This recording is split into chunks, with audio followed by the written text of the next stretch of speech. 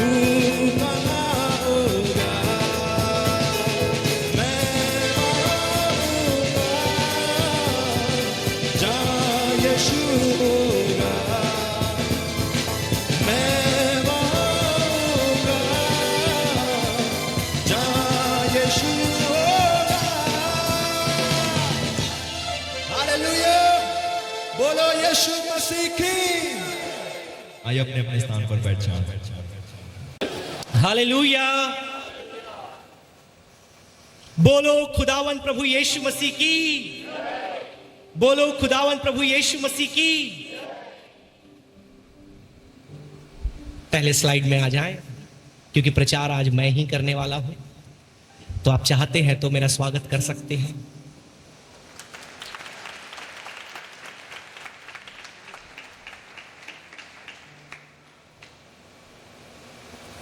आज एक ऐसे विषय के बारे में मैं आपके बीच में चर्चा करना चाहूंगा जो आपको बहुत पसंद है।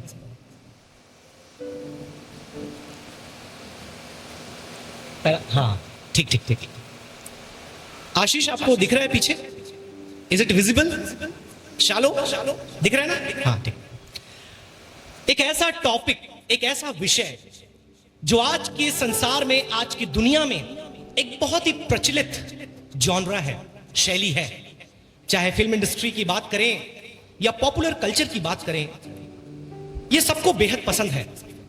और कोई भी ऐसा नहीं है जो इस विषय से या इस शैली या जॉनरा से अछूता है।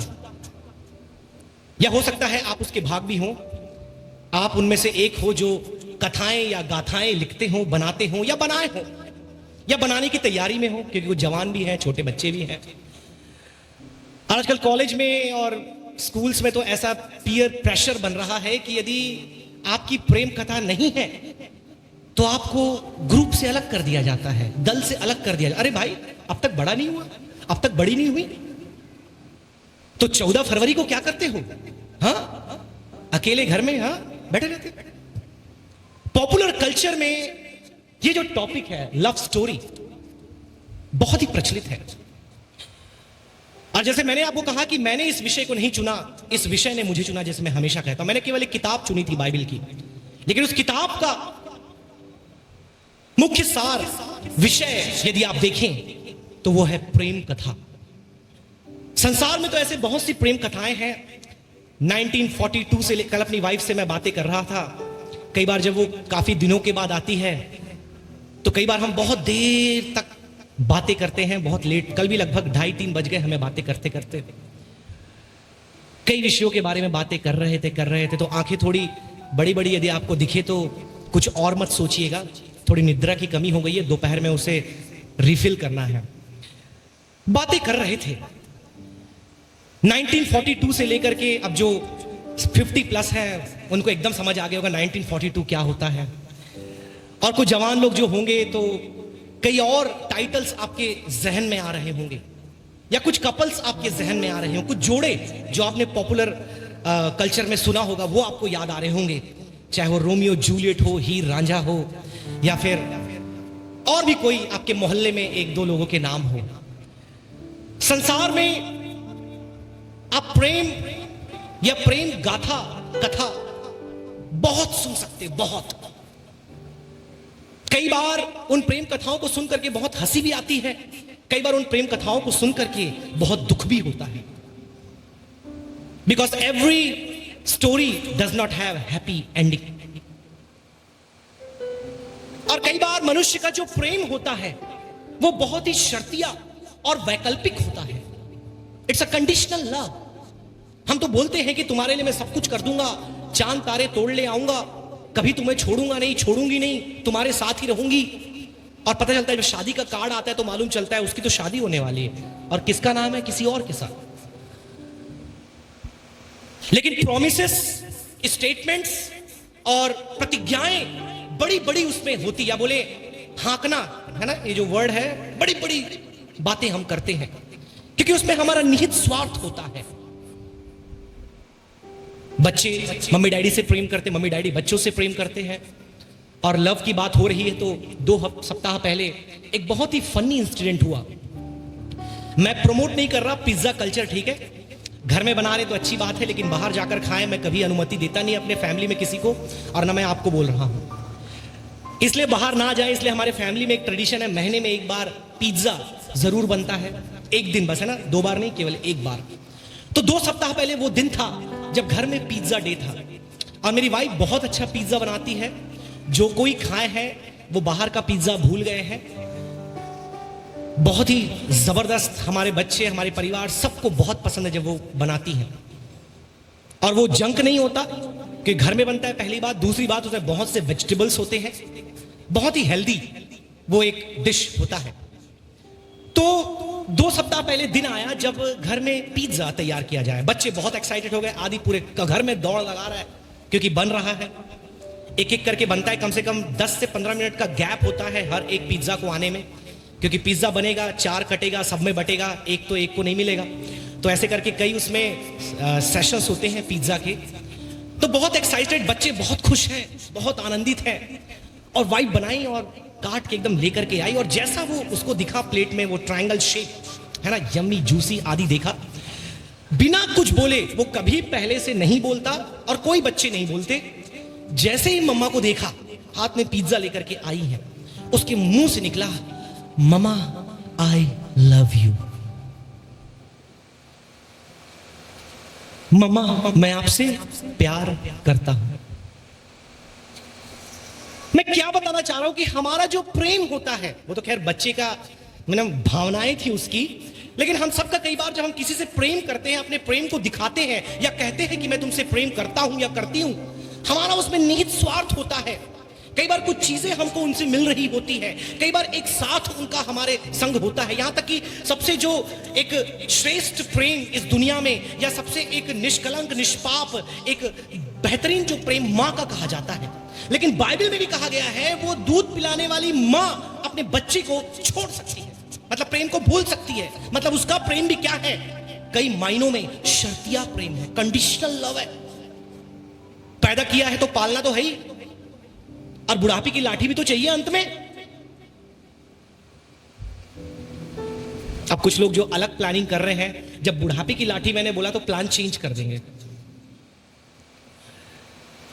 हमारा प्रेम शर्तिया होता है, और आज को जो संसार में आप प्रेम देख रहे, कई मानों में एक लस्ट वाला लव है, एक इन्फैचुएशन है, एक अट्रैक्शन है, एक आकर्षण है, शारीरिक है। और इसलिए उस प्रेम में ना ही भविष्य होता है, ना ही वर्तमान होता है, ना ही अपनापन होता है, ना ही उसमें एक घनिष्ठता होती है। वो आज एक के साथ, कल दूसरे के साथ, परसों तीसरे के साथ बदलता जाता है। लेकिन मैं आज संसार की प्रेम कथा की बातें नहीं कर रहा हूं। आज मैं जिस प्रेम की बातें करना चाहता हूं, वो प्रेम परमेश्वर के कलाम से है, परमेश्वर के वचन से है। ये सारी बातें बोलते बोलते मेरे पास केवल 29 मिनट ही बचे हैं। पता नहीं कितना उस किताब से हम सीख पाएंगे, लेकिन कम से कम आज पहला अध्याय हम निश्चित तौर पर उस पुस्तक से सीखने पाएंगे। तो यदि आप में से किसी ने गेस कर दिया है, कृपया कर जोर से बता दें, डरे मत, ना पनिशमेंट मिलेगा ना ही रिवॉर्ड मिलेगा। वॉलेट मेरे पास नहीं है। अगर कोई गेस करना चाहता है तो कर सकता है, केवल वहां जो बैठे हैं बोर्ड में उन लोग ना करें, पूरा पावर पॉइंट पकड़ के बैठे हैं। यहां से कोई है तो बता सकते हैं। या सिस्टर डॉक्टर प्रेजी, हाँ एक्सेलेंट, बहुत अच्छा, और वो होना भी चाहिए 100 में से 100। कोई और प्लीज ट्राई। बहुत ही अछूता है, बहुत कम उसमें से प्रचार किया जाता है। बताइए कौन सी किताब है? हाँ हाँ हाँ, बहुत शानदार। नए नियम में वो लव लेटर है, प्रेम का संदेश है, खूबसूरत, excellent. Doctor Jayant got that point. Hosea नबी की पुस्तक, आप सभी ने एकदम सही उत्तर दिया, वो सब भी लव लेटर है। डॉक्टर प्रेजी ने जो बोला, मिस्टर सिंह ने बोला, वो भी लव लेटर्स है। किसी और दिन उसको देखेंगे, लेकिन आज जिस लव लेटर को हम देखने वाले हैं वो पुराने नियम से छोटे नबियों में से सबसे पहला नबी होशे नबी की पुस्तक है, बुक ऑफ होशिया। एक खूबसूरत किताब, बहुत ही छोटी लेकिन बहुत ही शानदार।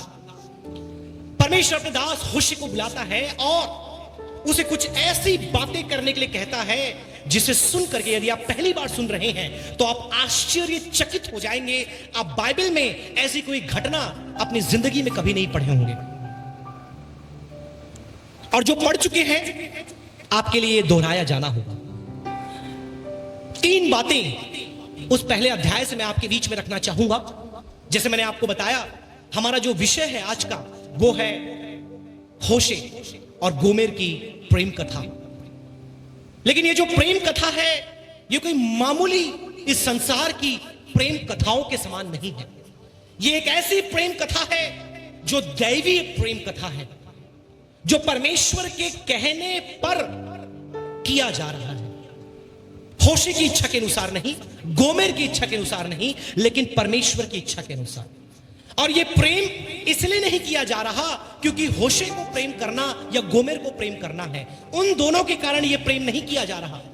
यह प्रेम इसलिए किया जा रहा है कि परमेश्वर जो अलौकिक, अद्भुत, चिरस्थायी, अनादिकाल का ईश्वर है, उसके प्रेम को जो उसकी प्रजा इज़राइल के प्रति है प्रतिबिंबित करने के लिए, चित्रित करने के लिए यह प्रेम कथा लिखी जा रही है। 3 बातें जो मैं आपके बीच में रखना चाहता हूं वो आपके सामने है। पहली बात जो मैं आपको इस पुस्तक से बताना चाहूंगा वो है सूचना। कुछ सूचनाएं आपके और मेरे लिए इस किताब में मिलेगी जो जानकारी आपके लिए बहुत जरूरी है, इंफॉर्मेशन। सूचनाओं के बाद दूसरी बात आप इस प्रेम कथा में देखेंगे, सुधार। संसार की प्रेम कथा में केवल बिगड़ना होता है, सुधार आपको बहुत कम मिलेगा। कई बार सुधार मिलेगा लेकिन सारी बातें गर्लफ्रेंड, बॉयफ्रेंड, पति पत्नी, प्रेमी प्रेमिका के बीच में हां और आमीन में होती है। लेकिन इस प्रेम कथा में ना और नहीं में है। प्रेम के कारण परमेश्वर कुछ बातों के लिए मना करता है, लेकिन संसार के प्रेम में यदि प्रेम करते हो तो तुम मुझसे ना तो नहीं बोलोगे, और ना बोल दिए मतलब तुम मुझसे प्यार नहीं करते, है ना? किसी और के साथ चल रहा होगा। लेकिन इस प्रेम कथा में हां नहीं आपको ना दिखाई देता, मतलब सुधार दिखाई देता है। और सुधार कई बार बहुत ही कठोर, बहुत ही सख्त, बहुत ही दर्द भरा आपको प्रतीत होगा, लेकिन भूले नहीं उस सुधार के बाद आपके लिए सुसमाचार भी है, गुड न्यूज भी है। क्योंकि परमेश्वर कभी भी छड़ी मारकर छोड़ नहीं देता, लेकिन उस माँ और पिता के समान है जो पिटाई लगाने के बाद खाने की थाली लेकर के आता है, बेटा बेटी खा लो। यह है हमारा परमेश्वर। सूचना, सुधार और सुसमाचार। आइए एक के बाद एक बहुत ही अल्प समय काल में तीनों बातों को हम समझने का प्रयास करें। पढ़िए उसकी पहली आयत, यदि माइक आपके पास है मैं आग्रह करूंगा पहली आयत उसकी पढ़ने में सहायता करें। यहूदा के राजा उजिया, योताम, आहाज और हिजकिय्याह के दिनों में और इस्राएल के राजा योआश के पुत्र यारोबाम के दिनों में यहोवा का वचन बेरी के पुत्र होशे के पास पहुंचा। यहां पर कुछ सूचना है। यह सूचना बहुत ही महत्वपूर्ण है। इससे पहले कि इस किताब के संदर्भ को हम समझें, आप सभी जानते हैं यहां पर जो अंतिम राजा का नाम है, सब राजा के बारे में चर्चा नहीं कर पाएंगे क्योंकि मेरे पास केवल 25 मिनट है। अंतिम राजा जिसके बारे में लिखा है, आपने पढ़ा, उसका नाम है जेरोबोआम। हिंदी में लिखा होगा यरोबोआम। कई बार मैं इंग्लिश में नाम लूंगा तो आप कंफ्यूज मत होइएगा, वो उसी राजा का नाम है या उसी जगह का नाम है। अब जो यरोबोआम राजा था, आपको मालूम होगा कि शाऊल, दाऊद और सुलेमान के उपरांत पूरा जो इजराइल था, संयुक्त राष्ट्र, वो 2 भागों में विभाजित हो जाता है। 2 भागों में विभाजित होने के उपरांत जो उत्तरी भाग है वो इजराइल कहलाता है, 2 दक्षिणी भाग है वो यहूदा कहलाता है। और यहूदा वो स्थान है जहां पर यरूशलेम होता है, जहां पर मंदिर होता है और जहां पर 2 गोत्र होते हैं। लेकिन अब हम यहूदा की बात नहीं कर रहे, हम कर रहे हैं इजराइल की बात, जो उत्तरी भाग है, या उत्तर आप बोलते हैं नॉर्थ इंडिया, साउथ इंडिया, तो हम नॉर्थ इजराइल की बात करें, उत्तर इजराइल की। वहां पर का राजा बनता है जेरोबोआम, यरोबोआम। और वहां पर मंदिर नहीं होता, लेकिन 10 गोत्र होते हैं। तो इन 10 गोत्रों को जब वो देखता है कि वो हर समय पूजा के लिए, उपासना के लिए, त्योहार के लिए, पर्व के लिए बार बार दक्षिण में चले जाते हैं तो उसको बहुत इनसिक्योर फील होता है कि ये बार बार वहां जाएंगे तो मेरा तो राजस्व और मेरा जो अधिपत है, मेरा जो सत्ता है वो तो लुट जाएगा, क्योंकि वो दुष्ट राजा होता है। ये सारे राजा दुष्ट होते हैं, लेकिन अंतिम में जो नाम लिखा है सबसे दुष्ट होता है। तो यरोबोआम क्या करता है, अपने देश में मूर्ति पूजा तैयार करता है। वो सोने का बछड़ा बनाता है ताकि ये लोग वहां ना जाए। कहां? दक्षिण में, केरल, तमिलनाडु, आंध्रा ना जा करके मध्य प्रदेश और यूपी में ही क्या करें, लगे रहे। और फिर वहां पर शुरू होती है पाप, बुराई, व्यभिचार और मूर्ति पूजा की कहानी। लोग इस तरह से परमेश्वर से दूर चले जाते हैं।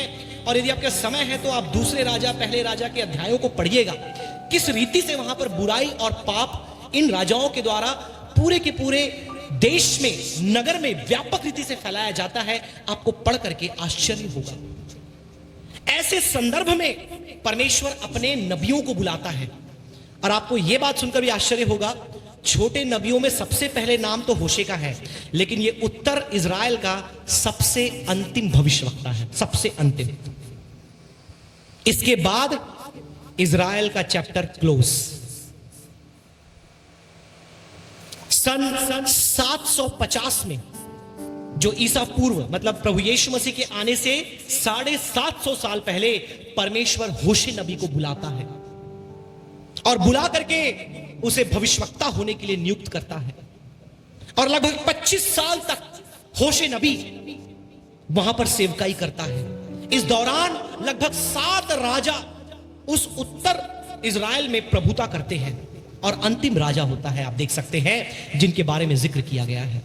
इन सभी राजाओं ने कई प्रकार के पाप और बुराइयों कराया, लेकिन परमेश्वर कहता है, हे मेरे नबी, तू जाकर के इन लोगों को मेरी प्रेम कथा सुनाना। मैंने जो प्रेम इससे किया है मेरी प्रजा से, तू जाकर के इनको मेरी प्रेम कथा सुनाना, क्योंकि ये लोग भूल गए हैं। ये लोग मुझे भूल चुके हैं, मेरे प्रेम को भूल चुके हैं, मेरी उपासना करना भूल चुके हैं। तू जा और इनको मेरे प्रेम के बारे में बता। लेकिन इस बार ये प्रेम जो होगा ना, बातों में नहीं होगा। ध्यान से सुनिए मेरी बातें। अगर थोड़ा भी आप मिस करेंगे, पूरी स्टोरी आप खो देंगे। ये प्रेम इस बार केवल बातों में नहीं होगा, ये प्रेम इस बार चित्रित होगा, प्रतिबिंबित होगा। एक मूवी चलेगी, एक सिनेमा चलेगा और उसे देख करके लोग मेरे प्रेम के बारे में जानेंगे। और उसका कैरेक्टर कौन होगा पता है? उसका हीरो कौन होगा? होशे। तू उसका हीरो होगा, तू उसका अभिनेता होगा, और एक व्यभिचारिणी वो उसकी हीरोइन होगी। ये थी सूचना जो परमेश्वर होशे को देता है और आज हम तक पहुंचाता है। और इस सूचना के बाद दूसरी आयत पे जब आप आएंगे, आपको मालूम चलेगा वहां पर प्रेम के कारण सुधार का काम चालू होता है। सूचना, सुधार। पढ़िए उसके दूसरी वचन जी। जब यहोवा ने होशे के द्वारा पहल बातें की, तब उसने होशे से ये कहा, जाकर एक वेश्या को अपनी पत्नी बना ले। अपनी पत्नी मतलब इंग्लिश में लिखेंगे, बहुत खूबसूरत है। God tells Hosea to marry. इतना सुनकर के बहुत अच्छा लगा, इसलिए कई बार परमेश्वर के दासों को शादी करने के लिए पहले बोलते हैं, शादी करो और सेवकाई चालू करो, और सेवकाई चालू हो गई तो जल्दी शादी कर लो। तो होशे वॉज वेरी हैप्पी, चलो परमेश्वर शादी करने को कह रहा है, बहुत अच्छी बात है। शादी करने तक तो बहुत अच्छा था, लेकिन वहां लिखा है आगे, टू मैरी अ प्रोस्टिट्यूट। तू विवाह कर। तो विवाह करने तक तो कोई समस्या नहीं थी, लेकिन विवाह कर किससे? एक व्यभिचारिणी से, जिसका नाम था गोमेर। एक व्यभिचारिणियों को तू जाके ढूंढ, उस व्यभिचारिणी स्त्री को तू लेकर के आ, तू उससे विवाह कर। आप में से कितने लोग पहली बार इस बात को सुन रहे हैं? अपने हाथों को उठाकर ईमानदारी से बताएं, पहली बार सुन रहे हैं। बहुत बढ़िया, गॉड ब्लेस यू। परमेश्वर के वचन में भी ऐसी घटना लिखी है। कई बार हमने या आपने पढ़ा भी होगा, लेकिन कई बार वो बात क्लिक नहीं होती जब तक कोई बताए नहीं। आपने बाइबल पढ़ा होगा, मुझे मालूम है, लेकिन फिर भी जिन लोगों ने हाथ उठाया है, कई बार वो बात जहन में बैठ नहीं पाती कि परमेश्वर ने अपने नबी को, अपने बुलाए हुए चुने हुए एक भविष्यद्वक्ता को शादी करने के लिए कहा, वो भी उससे जो एक व्यभिचारिणी है। सुनकर बहुत हास्यप्रद और बहुत ही अपरिचित सा विचार लगेगा, लेकिन जब आगे पढ़ेंगे आपको मालूम चलेगा परमेश्वर ने कितना अद्भुत प्रेम अपनी प्रजा से किया, जिनको सारे भविष्यवक्ताओं के बाद बारंबार बारंबार बारंबार प्रचार के द्वारा, संदेश के द्वारा, चेतावनी के द्वारा समझाने के बाद भी जब वो नहीं समझे, जब वो नहीं माने, जब उन्होंने अनदेखा कर दिया, परमेश्वर ने कहा अब मुझे होशे को भेजना पड़ेगा और अपने जीवन के द्वारा दिखवाना पड़ेगा कि मैंने किससे प्रेम किया है। पढ़िए सिस्टर आगे। और उसके कुकर्म के बच्चों को, और ना केवल तू शादी कर और ना ही केवल व्यभिचारिणी से, वरन उससे बच्चे उत्पन्न कर और वो बच्चे व्यभिचार के बच्चे कहलाएंगे। कई बार सुनकर आपको बहुत ही अजीब लग रहा होगा, लेकिन यह था परमेश्वर का प्रेम। जब बार बार बार बार बार बार बार बार बताए जाने के बाद भी लोग नहीं सुन रहे थे, परमेश्वर यहां तक आ गया कि होशे के द्वारा उसके जीवन से वो संदेश देने के लिए उतारू हो गया। उससे बच्चे उत्पन्न कर, और स्पेसिफिकली 3 बच्चे आप देखेंगे वहां पर नाम, मैं चाहूंगा नेक्स्ट स्लाइड में आ जाए, पढ़िए उसके 3 से 5वें वचन को। वहां पर पहले बच्चे का नाम लिखा, याद रखें, एक बेटा, दूसरी बेटी, फिर तीसरा बेटा, 3 बच्चे होते हैं और ये तीनों बच्चे, इनका नाम बहुत ही महत्वपूर्ण है। ध्यान से सुनिएगा, थोड़े मुश्किल है लेकिन मैं आपको सरल करके बताऊंगा। जी पढ़िए। अतः उसने जाकर हाँ। दिबलेम की बेटी गोमेर को अपनी पत्नी कर लिया और वह उससे गर्भवती हुई और उसके एक पुत्र उत्पन्न हुआ। तब यहोवा ने उससे कहा, उसका नाम यिज्रेल रख। अब ध्यान रखें, एक पुत्र उत्पन्न हुआ और यहोवा ने उससे कहा इसका नाम इजराइल। इजराइल मतलब इजराइल मत समझिएगा, इंग्लिश में नाम अच्छा है, जजरील, जजरील रखना। अब जजरील क्या है? क्योंकि पुराने नियम में आपको कहा जब लोगों का नाम रखा जाता था तो बड़े सोच समझ कर रखा जाता था और उस नाम के अनुसार उनका जीवन, उनके कार्य और उनकी सेवा होती थी। जैसे कि होशे नबी का नाम जो है, उसके नाम का अर्थ है उद्धार, साल्वेशन, और वो उद्धार का संदेश लेकर के ही इजराइल के पास आया। लेकिन अब जो ये बच्चे हैं, ध्यान से सुनिए, ये बच्चे जो इनका नाम रखा जाएगा, ये नाम इजराइल की स्थिति का प्रमाण होगा। तो जजरील का मतलब क्या है? यदि आप जजरील का मतलब समझने का प्रयास करें तो जजरील का मतलब होता है परमेश्वर तितर बितर कर देगा, गॉड विल स्कैटर, परमेश्वर तितर बितर कर देगा। अब देखिए, कई बार आपको लगेगा सर आप प्रेम कथा की बातें कर रहे हैं, ये तितर बितर कहां से आया? पिज्जा खिलाने, आइसक्रीम खिलाने की बातें करो ना, प्रेम कथा में तितर बितर कहां से आया? मेरे प्रियो, कई बार परमेश्वर जब ताड़ना देता है, जब दंड देता है, जब चेतावनी देता है, यदि मैं आपसे कहूं तो अतिशयोक्ति नहीं होगी, यह उसके प्रेम की भाषा है।